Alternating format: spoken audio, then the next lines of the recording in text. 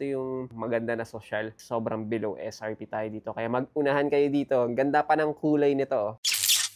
Yung Kicksta, maraming dumating sa atin ngayong mga bagong stocks. This time guys, Maunitsuka Tiger. Check natin to isa-isa. Na excited ako sa Maunitsuka Tiger. Very mga classic kasi. Alam niyo naman ako, very fan ako ng mga classic na sneakers. Very timeless to. And syempre mga below SRP tayo dito, mga naka-sale tayo. Alright, simulan muna natin dito. Ito yung Gucci na tinatawag natin, yung Toku 10 natin na birch green. Or syempre, mas kilalang Gucci kasi yung colorway niya is mukhang Gucci naman talaga. Ito guys, 9,600. Usually, kapag binili mo to sa ibang bansa. Pero sa atin guys, murang-mura na lang. 6,495 pesos na lang siya.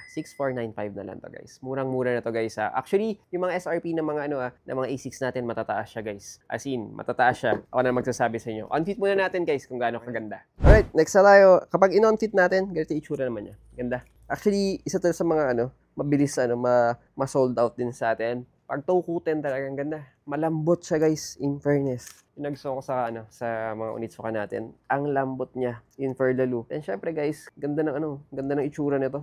Manalo. So guys, ito, below SRP tayo dito. Sobrang mura na to guys ha. Kahit na dito ka bumili sa Pilipinas, sobrang taas ng mga presyo ng SRP. Sa atin, below SRP. Syempre guys, legit at original. Alright, this is the Onitsuka Tiger DD Trainer natin. This one is 5,995 pesos. So halos same lang siya na suot natin ngayon. Pero ang ganda. This one naman, syempre classic black and white. Canvas naman tayo dito. Syempre, pinaka natin dito, pogi is black and white para sa akin So pwedeng pang office na rin. Kung ayaw mo ng yung very minimalist look ka. Pero comfy to guys. Panalong-panalo.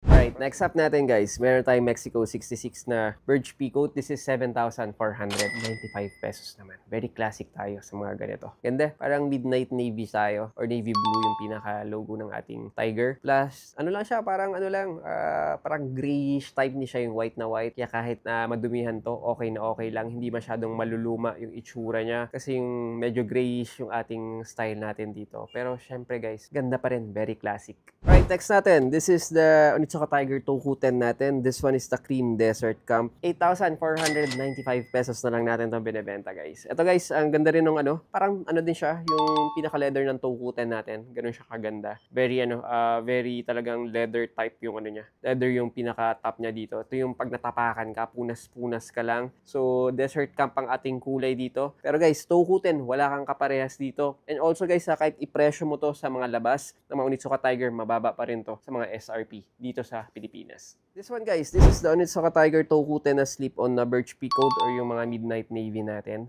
So, alam mo na guys, 5,495.